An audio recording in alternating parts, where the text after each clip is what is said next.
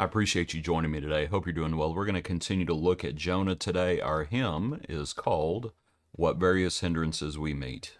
What various hindrances we meet in coming to the mercy seat.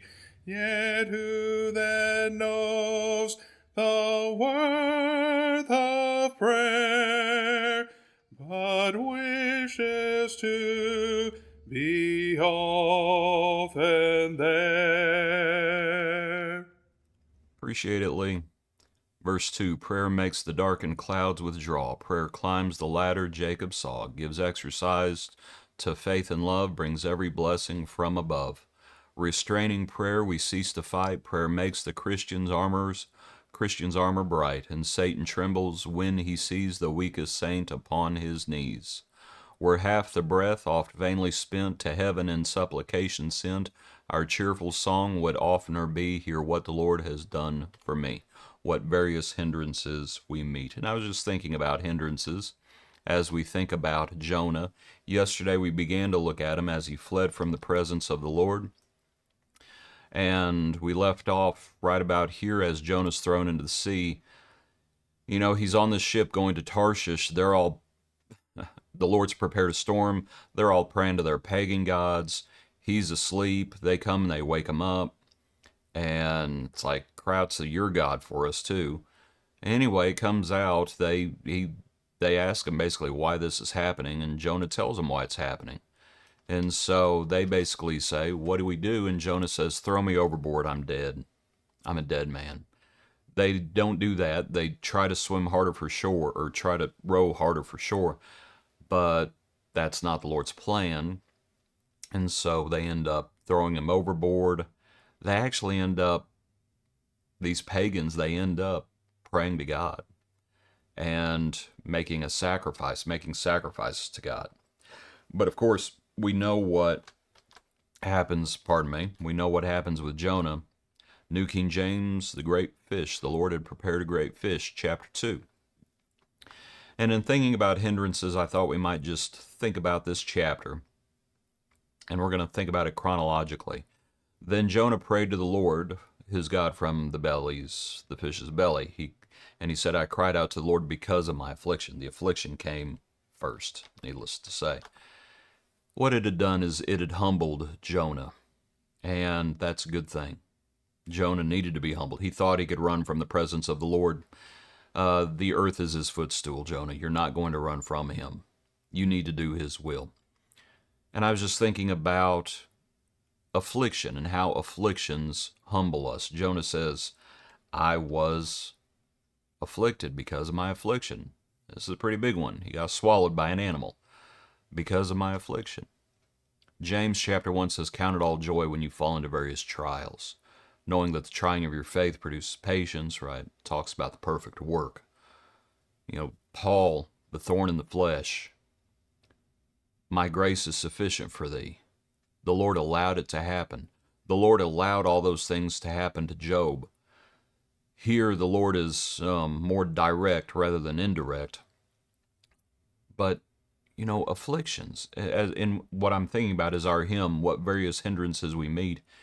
And afflictions that we face in our lives are meant to humble us and to get us to lean upon the Lord. And that's why the Lord allows those things to happen. And so here, of course, the Lord's being a little more direct, and the fish was prepared and swallows up Jonah. And he's afflicted, and he thinks he is as dead as he can be.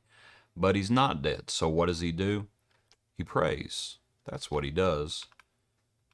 Before he prays, though, when my soul fainted within me, right? I went down to the moorings of the mountains, the earth with its bars closed behind me forever.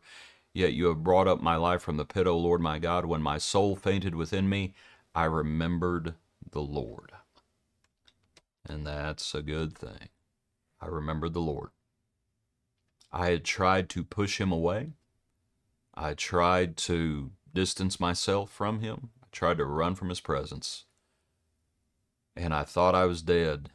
My soul fainted within me, and then I remembered the Lord. And the sooner we remember the Lord, the better. And sometimes we forget, and we need to be reminded. And afflictions remind us. At least they should.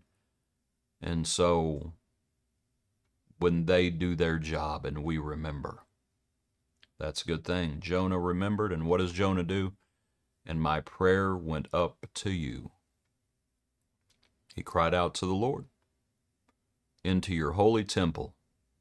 Those who regard worthless idols forsake their own mercy, but I will sacrifice to you with a voice of thanksgiving. I will pay what I have vowed. Salvation is of the Lord. And so the Lord spoke to the fish, and it vomited Jonah onto dry land. My prayer went up to you. Back to our hymn. Restraining prayer, we cease to fight. Prayer makes the Christian's armor bright, and Satan trembles when he sees the weakest saint upon his knees. When we think about Jonah, I suppose he was on his knees, or he could have been on his back, or he could have been on his stomach, because he was in the fish's belly. He was all topsy-turvy, wasn't he? But he cried out to the Lord. Could the Lord hear him from the belly of the fish? Certainly. Could the Lord hear Joseph from the dungeon?